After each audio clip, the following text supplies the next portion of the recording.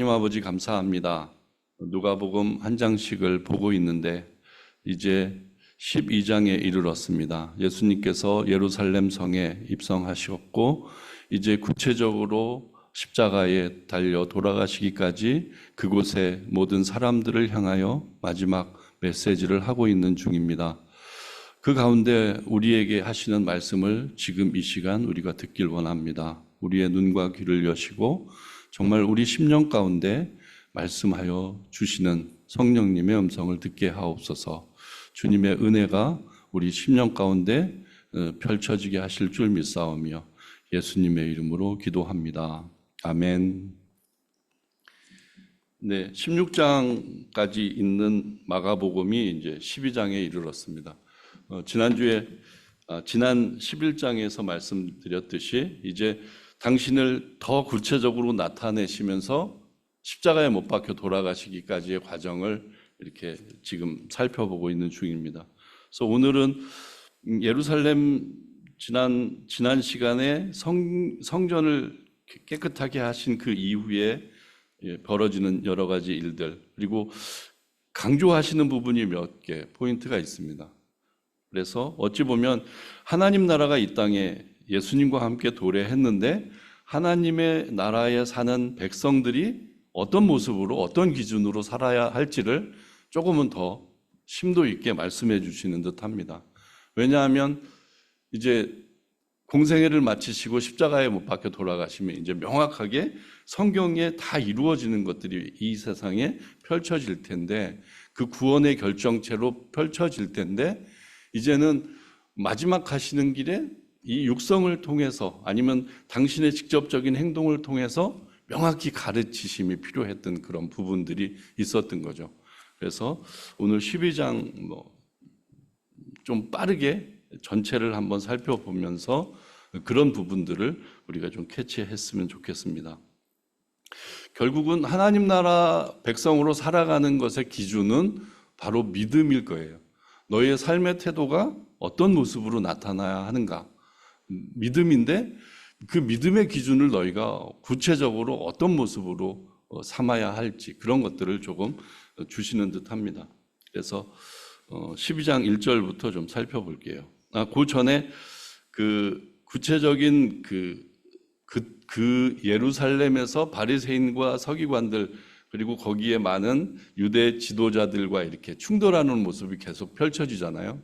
아마 성전 청결할 때부터 더 그것은 증폭이 되어서 이제 막 전쟁과도 같은 모습으로 나타납니다. 그래서 지난 11장 마지막 부분을 구체적으로 살펴보질 못했는데 그것부터가 이제 그 연장선상이라고 살펴보면서 27절부터 살펴보도록 하겠어요. 성전 청결 이후에 이런 일들을 네가 무슨 권한으로 하느냐 이런 질문이 이제 들어온 거죠. 근데 거기에서 뻔한 대답을 하실 것이지만 그들에게 질문을 통해서 그들의 입을 막으시는 장면이 있죠. 그래서 29절에 보면 예수께서 가라사대 나도 한 말을 너희에게 물으니 대답하라. 그리하면 나도 무슨 권세로 이런 일을 하는지 이르리라. 요한의 세례가 하늘로서냐 사람에게로서냐 내게 대답하라. 이 질문으로 그들의 입을 막으시는 그런 장면을 볼 수 있습니다. 아마 지금 바로 12장 1절부터 이어질 비유를 위해서 설명하신 것 같아요. 성전 청결을 깨끗이 했어요. 근데 그것이 누구의 권한으로 무엇의 권한으로 했는지를 이렇게 환기시킨 다음에 이 비유를 말씀해 주시는 것. 그런 식으로 좀 연결해서 보면 좋을 것 같습니다. 33절에 그렇게 이에 예수께서 대답하여 가로되 우리가 알지 못하노라 하니 예수께서 가라사대 나도 무슨 권세로 이런 말을 하는지 너희에게 이르지 아니하리라 하시면서 이 비유로 말씀하신 거죠. 지난번 마가복음을 하면서 비유 이야기 나올 때마다 강조드린 말씀이 있어요. 비유는 왜 하는가? 왜 비유로 말씀하시는가? 아마 거기서 꼭 기억하셔야 할 것은 비유의 전제 조건은 이것을 듣고 돌이켜 회개하기까지로 이르러요. 근데 예수님의 의도는 그거예요. 이 비유 정말 쉬운 얘기를 하시는 것 같지만 그거를 듣는 당사자들은, 듣는 사람들은 그거 뭐야? 별거 아니네? 이런 식으로 다 넘기지만 정말 신앙을 고민하는 사람, 그리고 예수님이 왜 저 말씀을 하셨을까 한 번 더 되뇌고 묻고 고민하는 사람은 바로 그 의도를 알아차린다는 거죠. 그래서 내게 지금 이것을 원하셔서 저 말씀을 하시는구나. 내가 회개하고 돌이켜서 정말 바로 서야 되겠다. 이렇게 결단하게 되는 거죠. 지금 이 자리에서도 이 비유로 펼쳐지는 것은 내가 성전 청결한 이유가, 그런 것이 어떤 일인지 비유로 쫙 설명을 해주시는 거죠. 그렇게 이 12장이 시작됩니다. 비유로 말씀하시되 한 사람이 포도원을 만들고 산울로 두르고 즙자는 구유 자리를 파고 망대를 짓고 농부들에게 새로 주고 타국에 갔더니, 이것은 이스라엘 역사, 이스라엘의 현장을 그렇게 설명하는 거죠. 매번 반복되는 얘기 중에 이사야 말씀에, 그리고 예레미야 말씀에 너희들은 내가 포도원에 극상품 포도를 심었는데 너희가 맺은 것은 들포도다. 이렇게 하면서 계속 책망하시는 모습 가운데 이런 말씀이 자꾸 등장하거든요. 이게 이스라엘에 지금 이런 일들이 벌어지고 있다라는 것들을 설명해 가는 과정입니다. 근데 세를 주고 갔다. 그래서 1년에 한 번씩 와서 이제 그 셈을 받고 그 일들을 이렇게 비유로 말씀하시는 거죠. 때가 이르매 농부들에게 포도원 소출 얼마를 받으려고 한 종을 보냈는데 저희가 종을 잡아 심히 때리고 거저 보내었거늘. 이스라엘 역사 속에 계속 반복되는 일이었죠. 우리가 비유에 금방 이해가 될 것입니다. 선지자를 보내서 선포하게 하면 그 선지자의 하나님의 말씀의 선포가 듣기 싫어서 죽이고 쫓아내고 감옥에 가두고 이런 일들이 계속 반복이 되었잖아요. 그 일들을 지금 여기서 생각해 볼 수 있는, 다시 다른 종을 보내어 그의 머리에 상처를 내고 능욕하였거늘 또 다른 종을 보내니 저희가 그를 죽이고 또 그 외 많은 종들도 혹은 때리고 혹은 죽인지라 오히려 한 사람이 있으니, 이제 그런 일들이 계속 반복되는 가정에 이제는 뭔가 특별한 조치를 취하지 않으면 안 되겠다. 그래서 그의 사랑하는 아들을 보내는 최후의 일을 감행하시는 거죠. 이를 보내매 가로되 내 아들은 공경하리라, 그렇게 기대하면서 예수님을 이 땅에 보내신 모습이죠.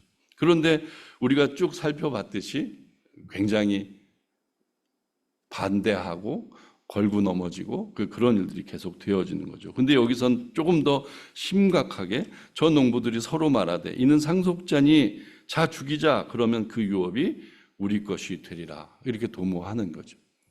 이게 어찌 보면 예수님과 이스라엘 지도자들의 그 싸움터, 예루살렘에서 지금 벌어지는 일인 거죠. 내가 여지껏 이런 이득을 보면서 이렇게 자리 잡고 살아가고 있는데 지금 예수님의 한마디 한마디가 그들의 성을 무너뜨리는 일이었고, 그래서 그가 메시아인 것 같긴 하지만 나는 이걸 포기할 수 없어서 계속 그를 반대하고 이제는 죽이는 데까지 몰아세는 그들의 마음을 이렇게 비유로 말씀하시는 거죠. 그리고 이에 잡아 죽여 포도원 밖에 내어 던졌다, 이렇게 얘기하고 있어요. 근데 지금 여기 유업으로 그 아들한테 가야 하는 것이 그가 상속자인데 그를 죽이면 내 것이 되겠다라는 기대를 하고 있어요. 근데 이것은 아까 그들이 어떤 탐욕을 갖고 그것을 취하려고 하는 것도 있지만 율법에 정해진 기준이 있습니다. 그래서 내가 밭을 소작을 하건 그 밭을 운용할 때 소출이 없어서 신고가 안 되면 3년 뒤에는 이 소유권이 이전되는 법이 있어요. 반드시 소출이 있어야 합니다. 근데 만약에 그들의 계략은 그건 거죠. 계속 소출을 안 마쳤으니까 여기는 소출이 없는 것으로 알려진 곳이고, 결국은 그 아들까지 내가 죽여버리면 당연히 이 땅은 내 것이 되겠다, 이런 논리로 지금 그를 죽였다는 거죠. 9절에 포도원 주인이 어떻게 하겠느냐? 와서 그 농부들을 진멸하고 포도원을 다른 사람에게 주리라. 이렇게 그 비유를 결론 삼아 말씀하십니다. 이것은 성전 청결을 한 그 모습과 연관해서 생각해 보면 지금 얼마나 강한 마음으로 예수님께서 이 땅에 이렇게 실천하고 계신지를 좀 생각해 볼 수 있는 대목이에요. 그리고 성경에 또 비유로 인용하셔서 건축자의 버린 돌이 모퉁이의 머릿돌이 되었나니 이것은 주로 말미암아 된 것이요 우리 눈에 기이하도다. 이 예수님의 사역을 이렇게 시편의 말씀으로 인용하면서 그렇게 된 거죠. 그러니까 건축자의 버린 돌, 여기서 건축자라고 하면 유대의 어떤 종교 지도자들을 얘기하고 그가 내친 돌이 예수님이 이제 머릿돌이 되었다. 이 머릿돌의 개념은 이미지로 말씀을 드리면 그 당시 건물들의 아치형 구조가 있잖아요. 그러니까 이렇게 아치형으로 벽돌을 쌓은 모습 있죠. 그러면 이렇게 한 층 한 층 쌓다 보면 맞아드는 데가 있어요. 근데 거기에 딱 들어가는 돌. 그러니까 그거를 지탱할 수 있는 돌이죠. 굉장히 중요한 돌입니다. 그래서 그거를 머릿돌이라고 표현을 해요. 그러면 이것은 굉장히 큰 의미를 가진 신구약을 연결하는 머릿돌이 될 수도 있는 거고, 그리고 하나님과 사람과의 단절을 이렇게 연결하는 그 가교, 그러니까 그 십자가 가교로서의 어떤 그런 연결고리가 되는 거죠. 근데 그것을 너희들이 깨닫지 못하고 지금 나를 계속 공격하고 있다는 것을 이렇게 말씀하고 있습니다. 12절에 저희가 예수의 이 비유는 자기들을 가리켜 말씀하심인 줄 알고 잡고자 하되 무리를 두려워하여 예수를 버려두고 가니라. 그러니까 그들의 심사를 지금 계속 확인해 볼 수 있는 거예요. 계속 걸고 넘어져서 뭔가 무너뜨리려고 하면 시도하면 할수록 계속 그것이 확인이 되는 거예요. 이제 두렵기까지 한 거예요. 그럼에도 불구하고 계속 그 고리는 계속 흘러가야 하는 그들의 심사를 볼 수 있습니다. 그리고 이제 오늘 제목으로 삼은 네 것이냐 누구의 것이냐 이런 그 장면이 나옵니다.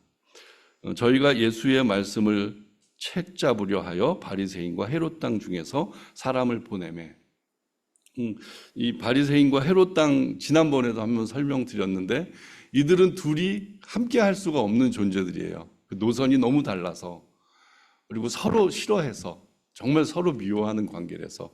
근데 지금 예수님을 처단해야 되는 당면의 과제가 있기에 이들은 연합해서 지금 서로 모의해서 이렇게 사람을 보내는 것을 살펴볼 수 있습니다.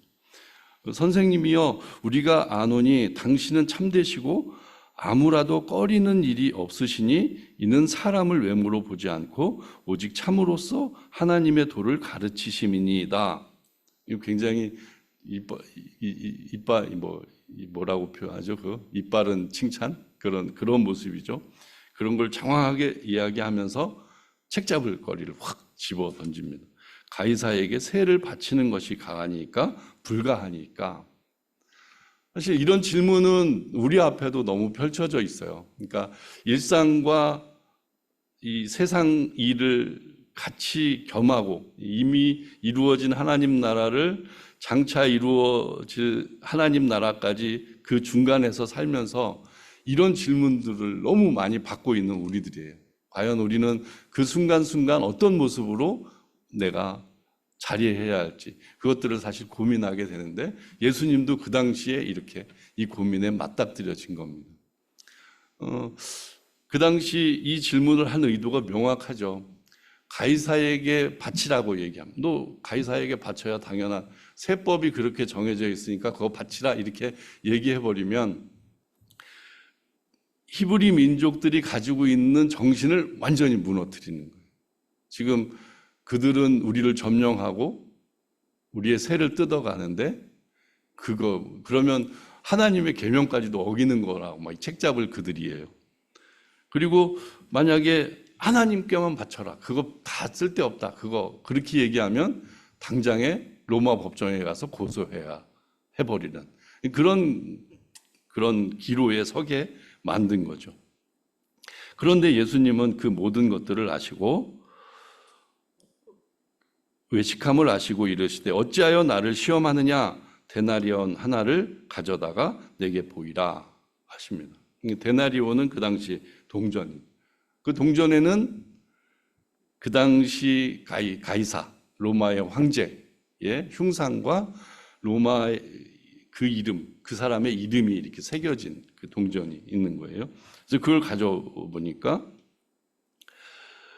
가져왔거늘 예수께서 가라사대 이 화상과 이 글이 네 것이냐? 이거 보이는 것은 가이사의 동상이 있으니까 가이사 것입니다. 이렇게 대답할 수밖에 없는 거죠. 이에 예수께서 가라사대 가이사의 것은 가이사에게 하나님의 것은 하나님께 바치라 하시니 저희가 예수께 대하여 심히 기이 여기더라. 뭐 더 할 말을 못하게 만드신 거죠. 근데 우리가 이 장면, 이 말씀을 너무 우리는 익숙하게 잘 알고 있어요. 가이사의 것은 가이사에게, 하나님의 것은 하나님에게. 그러니까 이거를 그냥 구분해서 생각하면 마음이 편합니다. 그러니까 그냥 이 말씀대로 가이사에 해당되는 것, 세상 것에 해당되는 것, 세상 것에 해당되는 것은 그것으로, 그리고 하나님의 것이라고 생각하는 하나님께로, 이렇게 생각하면 사실 마음이 편한데, 근데 예수님이 그런 이중적인 모습으로 이 말씀을 하셨을 리는 없어요. 이렇게 구분해버리면 좀 그렇잖아요. 우리가 어떻게 해야 될지도 사실 명확하지 않고, 뭐 바치라는 거야, 말라는 거야, 하나님 거라는 거야, 가이사 거라는 거야, 막 이런 고민을 낳잖아요. 근데 왜 그 시간에 그렇게 말씀을 하셨을까? 이것을 이제 좀 더 붙들어 고민을 해보고 싶은 겁니다. 우리가 믿기로는 이 모든 것은 하나님의 것이에요. 그 동전에 그 얼굴이 있다고 그래서 그의 것이라면 사실 이건 말이 안 되잖아요. 지금 그러면 그런 논리라면 10,000원짜리에 지금 누구 있는지 아세요? 세종대왕 있거든요.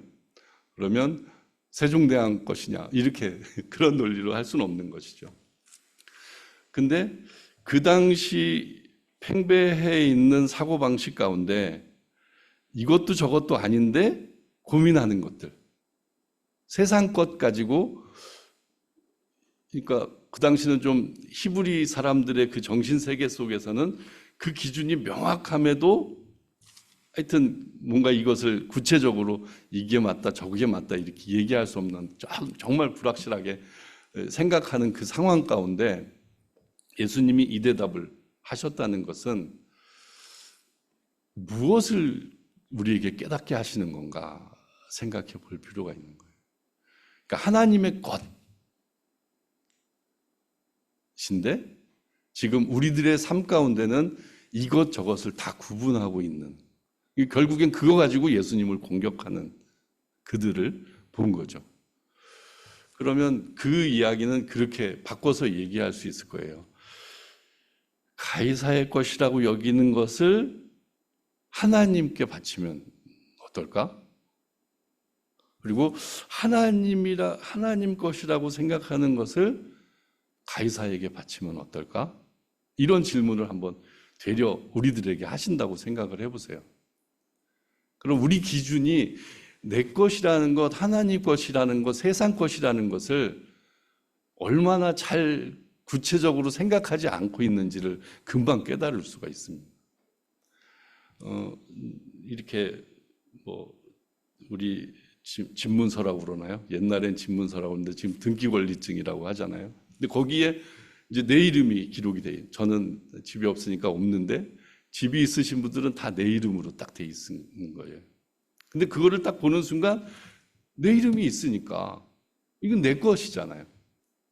근데 세상 사람들은 이 내 것이라는 것에 대해서 명확한 자기 기준이 있기 때문에 고민하지 않아요. 근데 우리들은 내 것이에요. 내 이름이 있으니까 내 것인데 하나님의 주신 거라고 그 단서를 갖고 있는 사람들이에요. 그것을 알고 있기 때문에 지금 우리는 더 명확히 그것에 대해서 반응을 해야 된다는 거죠. 적당히 이거 내 거잖아요. 근데 하나님이 주셨기 때문에 그럼 뭘 해드리나? 뭐 11조라고 그랬으니까 10분의 1만 하나님 거 하세요. 이렇게 내 스스로 정리할 수도 있잖아요. 근데 이런 모습들을 조금은 다 무너뜨리고 이 모든 것들의 주인은 하나님이시다라는 것을 먼저 생각하기를 의도하시지 않았을까, 이런 생각을 해보는 거죠. 한번 쭉 이 장면을 갖고 묵상을 해보시기 바랍니다. 결국은 이것이 누구 것이냐를 묻고 이거를 누구한테 바쳐야 되느냐, 이것을 묻는 게 아니고, 결국은 예수님은 우리들의 너 믿음이 어디 있느냐, 넌 누구 것이냐, 이거를 묻는 것인 것을 우리는 명확히 생각해야 할 것입니다. 누구 것입니까? 명확해야 되는 거죠. 다 하나님의 것인 거죠. 그것을 인정하고 그것으로부터 자유해야 하는 거예요. 다 하나님의 것입니다. 뭐 많이 가진 자나 적게 가진 자나 다 하나님의 것이에요. 그러면 가이사의 것, 하나님의 것, 이거는 굉장히 구분하려면 어리석은 것이 됩니다. 의뢰 하나님의 것이에요. 그런 명확한 기준들을 이렇게 알기를 던져주셨다고 여러분들이 받고, 이것을 이제 일주일 내내 아니면 뭐 시간 될 때 한번 깊이 묵상을 해보십시오. 왜 이런 일이 발생했을까? 그들은 이렇게 공격했는데 예수님은 그것을 뭐 그 의문현답으로 딱 말씀을 하시면서 결국 우리들에게 깨닫게 하시는 건 무엇일까? 계속 붙들어 보시길 바랍니다. 하나님 나라 백성으로 살아갈 때 우리의 태도를 또 이렇게 말씀해 주신다는 생각도 합니다. 그리고 연이어서 이제 부활 논쟁이 나와요. 부활이 없다 하는 사두개인들이 예수께 와서 물어 가로되 선생님이여, 모세는 우리에게 써주기를 사람의 형이 자식이 없어 아내를 두고 죽거든 그 동생이 그 아내를 취하여 형을 위하여 후사를 세울지니. 뭐 이것을 이제 구약에 나와 있는 그 율법이기 때문에 다 그것을 지켜 행하는 사람들이었으니까 뭐 크게 문제. 그러나 이것은 사두개인들이 물었다고 그래요. 근데 사두개인들의 특징은 내세를 인정하지 않는, 굉장히 현실주의자적인, 그리고 이 지도자들이 된 이유는 다윗 때 제사장 사독 계열이 그 후예들이 지금 이 자기네들의 어떤 권력을 갖고 형성하고 살아가는 사람들이거든요. 그러니까 뭐 어떤 삶의 과정에서 내가 죽으면 어디 가고 이런 것에 대한 의식이 별로 없고 그냥 현실에 충실한 어떤 그런 입장을 많이 견지했던 사람들이, 그래서 분명하게 부활을 인정하지 않는 그런 사람들이에요. 근데 그들이 이제 예수님은 부활이요, 하나님, 생명이 하나님이요, 뭐 부활에 대한 말씀도 선포하고 하셨으니까 이제 그것을 걸고 넘어지는 거예요. 그러면 일곱 번 결혼해요. 이 내세에서 형이 죽고 그 동생이 또 결혼했고 또 그 사람이 또 죽고 또 결혼했고, 그러면 다 나중에 부활했을 때 누구의 남편, 누구의 아내가 되느냐, 이걸 이제 묻는 거잖아요. 그러니까 예수님께서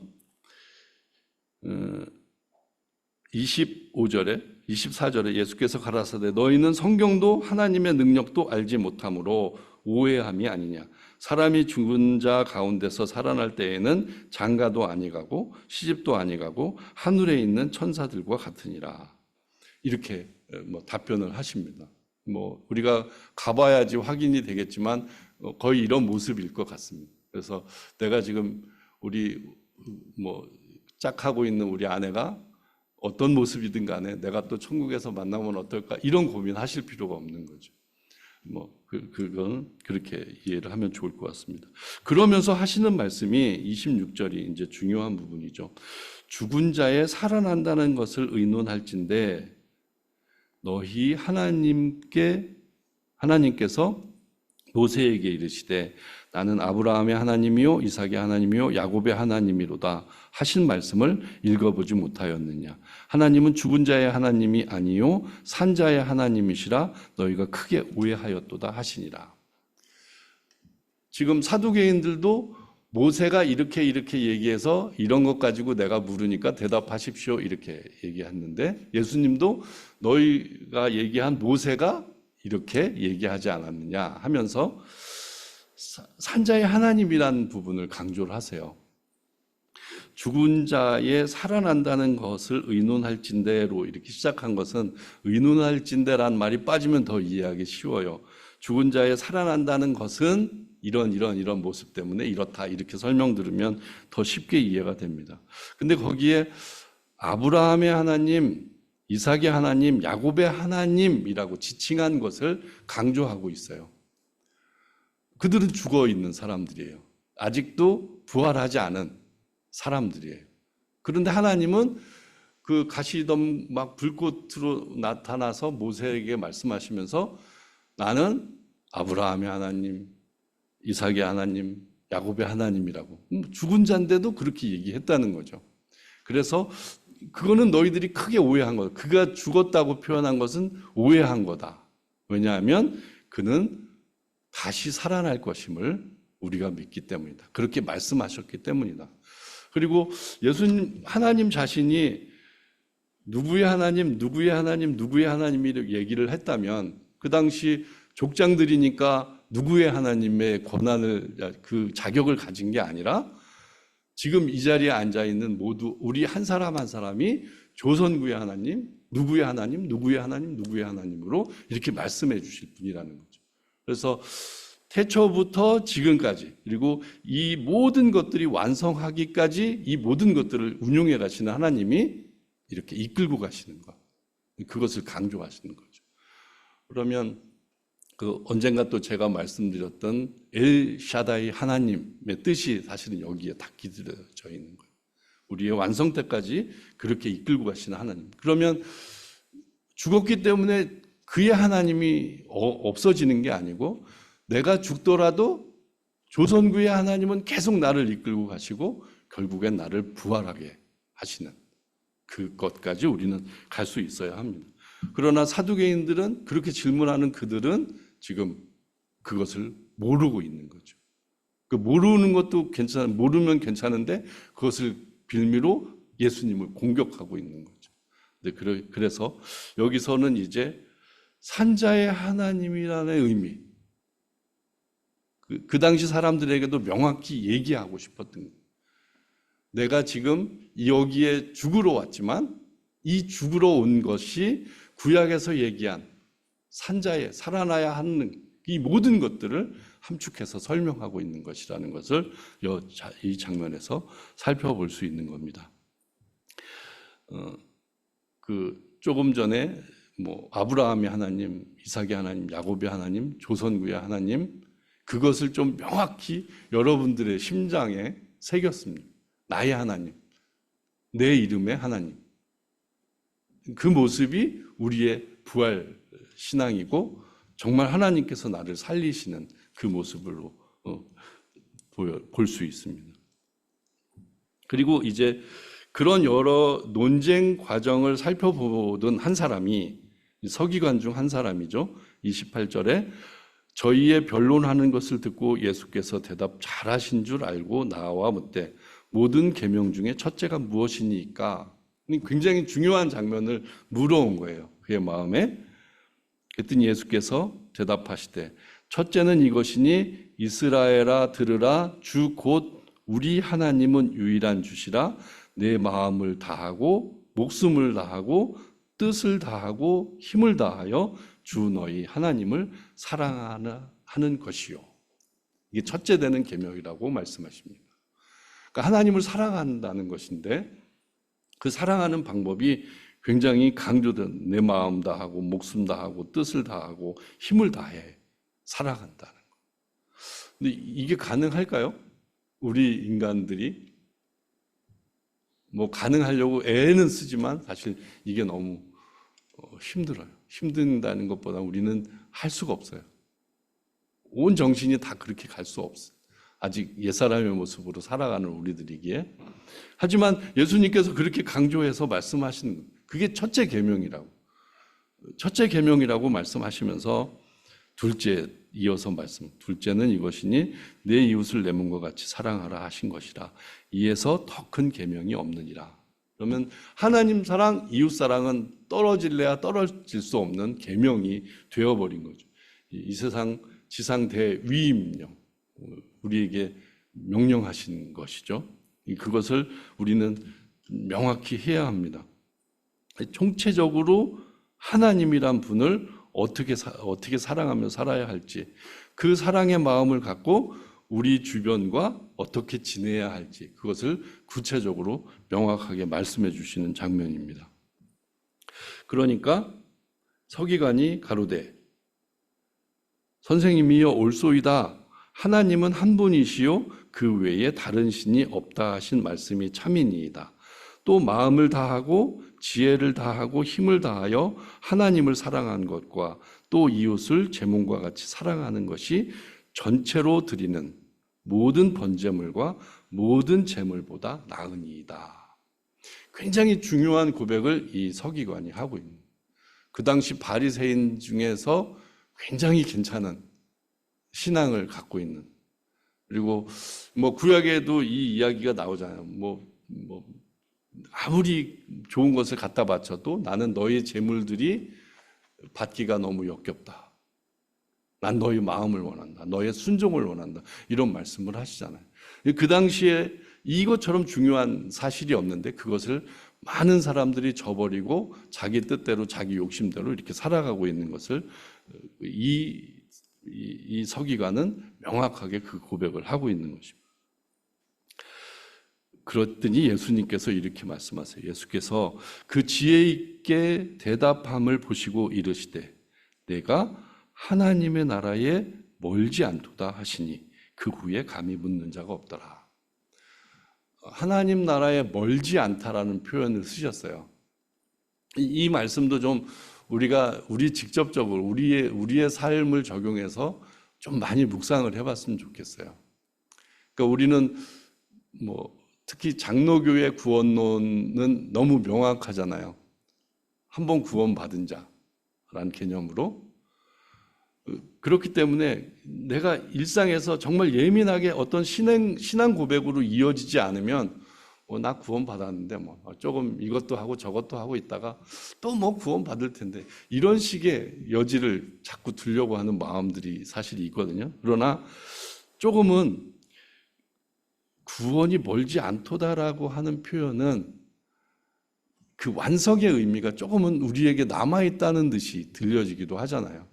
그러면 그것을 위해서라도 내 마음을 점검하고 내가 조금 더 하나님의 계명에 맞춰서 그 말씀에 순종하기 위해서 더 애를 쓰게 되는 건 사실이거든요.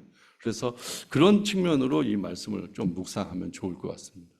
그리고 그 당시에 이런 말씀을 이 사람에게 해주셨다는 것은 너 이제 당장 천국 백성이야 이렇게 칭찬하실 수도 있지만 우리들의 행로 가운데 우리들의 쉽게 얘기하면 성화되어져 가는 과정 가운데 우리의 모습을 좀 여지로 생각해 보게끔 하는 그런 메시지가 분명히 있다고 생각됩니다.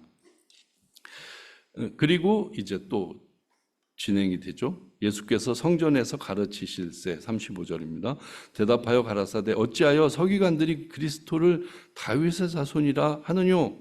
또 이것도 이제 뭔가 달갑지 않은 그런 모습이지만 하여튼 그렇게 얘기되고 있는 거예요. 그랬더니 예수님이 다윗이 성령에 감동하여 친히 말하되 주께서 내 주께 이르시되 내가 내 원수를 내 발 아래 둘 때까지 내 우편에 앉았으라 하셨도다 하였느니라. 다윗이 그리스도를 주라 하였은즉 어찌 그의 자손이 되겠느냐 하시더니 백성들이 즐겁게 듣더라. 그러니까 여기에 지금 이 이야기를 듣고 이것을 전개하는 그 무리는 지금 메시아로 명확하게 이해를 하고 있는 사람들이 더 많은 것을 생각해 볼 수 있습니다. 그렇지만 그 외에 또 많은 사람들은 그게 아니고 또 그게 아니고 이렇게 좀 반대하는 사람들일 것이고요.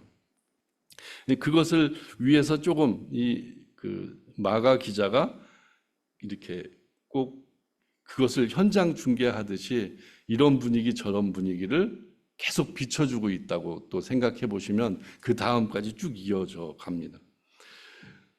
그런 모습이 비춰진 가운데 또 이제 38절로 이어져요. 예수께서 가르치실 때에 가라사대 긴 옷을 입고 다니는 것과 시장에서 문안받는 것과 회당의 상좌와 잔치의 상석을 원하는 서기관들을 삼가라. 저희는 과부의 가산을 삼키고 외식으로 길게 기도하는 자니 그 받은 판결이 더욱 중하리라 하시니라. 그 당시에 존경받던 사람들의 모습을 이렇게 기록하고 있어요. 우리는 지금 서기관들과 바리새인들은 아이 그 사람들 참 못됐어, 못된 신앙을 갖고 있어 이렇게 표현하지만 그 당시는 그들이 굉장히 우상이었어요. 굉장히 존경받는 사람이었고요. 이제 그것을 예수님은 보시고 다 거들먹거리고 저거는 겉모양만 있고 자기 욕심만 채우고 있는 사람들, 강도의 구려를 만드는 그 사람들로 계속 보여주게 하시는 거죠. 그래서 마가가 이것을 계속해서 이렇게 비추는 것도 그런 예루살렘의 모습, 그 시대의 현상을 자꾸 보여주고 있는 겁니다. 근데 그때 마침 초점이 딱 맞춰지면서 성전궤, 그러니까 헌금궤로 초점이 맞춰지면서 마무리가 돼요.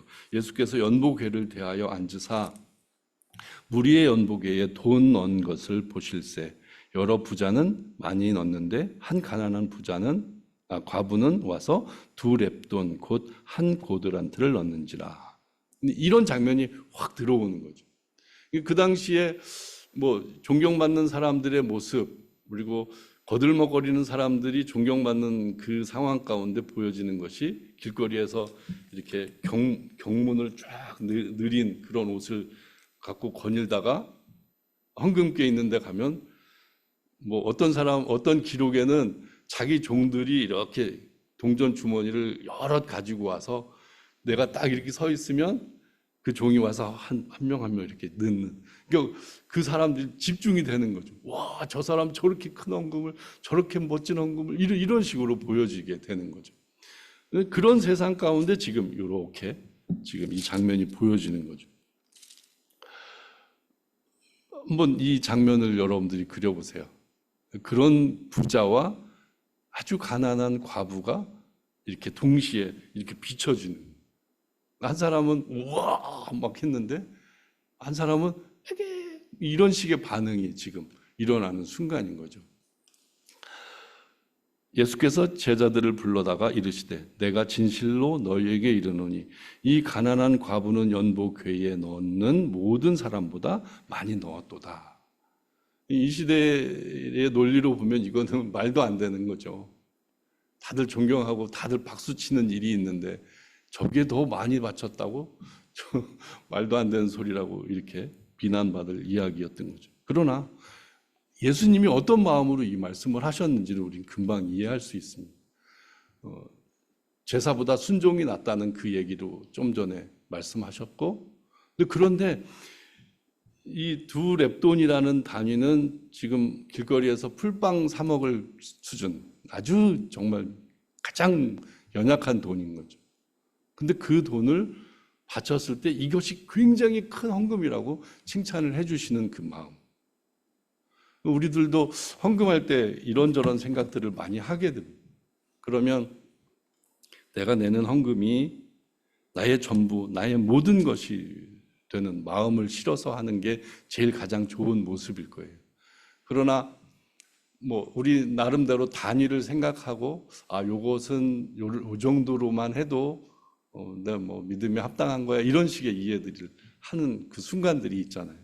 그러나 그때마다 이것을 받으시는 하나님의 마음이 이것을 바라보고 계시는 예수님의 시선이 어떨까 이런 것들을 한번 생각해 보시면 좋을 것 같습니다. 이것이 내가 주머니에 이 돈이 챙겨지기까지의 과정도 이렇게 다들 뭐 치열하잖아요. 정말 어렵게 일들을 해가면서 그 일들이 벌어지는 거잖아요. 그런데 거기에서 내 일부를 뭐 이거 우리 딸내미 뭐 사줘야 되고 뭐 해야 되는데 그래도 하나님 거야 그러면서 이렇게 바치는 거예요. 근데 그것을 이렇게 바라보고 계시는 하나님이 과연 기쁘게 합당하게 받아주실까를 늘 우리는 묵상할 필요가 있는 거죠. 근데 이 과부는 지금 굉장한 칭찬을 받게 된 거예요. 자기가 지금 이거 없으면 굶어 죽을 지경에 이를지도 모르는데 기꺼이 그 마음 다해서 바치는 그 모습이 하나님은 어떻게 보셨을까를 우리는 금방 이해할 수 있을 겁니다. 44절에 그렇게 얘기하세요. 저희는 다 그 풍족한 중에서 넣었거니와 이 과부는 그 구차한 중에도 자기 모든 소유 곧 생활비 전부를 넣었느니라. 이 생활비라는 표현은 그냥 생활비지만 그 의미는 목숨값이라는 표현이에요. 그거를 다 바친 그 모습. 그러면 그 예루살렘 성내에 있는 모든 분위기라는 것들이 있는데 그 안에서 예수님이 이것으로 초점을 딱 맞춰가면서 마무리 짓는 것은 하나님 나라는 어떤 자의 것인지를 더 명확하게 설명해 가고 계시다는 생각이 듭니다. 그래서 우리가 뭐 성경을 볼 때마다 그런 것들을 캐치해서 하나님 나라 백성으로서 살아갈 때 하나님이 이렇게 내려다 보시면서 우리를 어떻게 보실까를 계속 놓치지 않고 묵상해 가시면 정말 하나님이 원하시고 기뻐하시는 일들이 어떤 것인지를 우리는 우리 스스로 알게 되고 그렇게 행하게 될 줄 믿습니다. 저와 여러분들이 지금 이 시간 이후에도 말씀을 붙들고 말씀에서 이야기하는, 말씀에서 명령하시는 그것들을 우리 삶 가운데 이렇게 열매 맺어가면서 사시기를 주님의 이름으로 부탁드립니다. 아멘. 하나님 아버지 감사합니다. 오늘 마가복음 12장을 통해서 또 하나님이 우리에게 원하시는 바를 또 생각해 보았습니다. 늘 부족하고 연약하지만 또 말씀 붙들고 또 씨름하기를 바랍니다. 씨름하면서 정말 예수님이 나를 바라보시면서 어떤 생각을 하시고 어떤 말씀을 주셨는지 또 그것이 깨달아질 때마다 나는 이제 하나님의 백성으로 이렇게 살아갈 거야 라고 다짐하는 우리들이 되게 하옵소서. 모든 것 주께 의탁드리오며 이 모든 말씀 예수님의 이름으로 기도합니다. 아멘.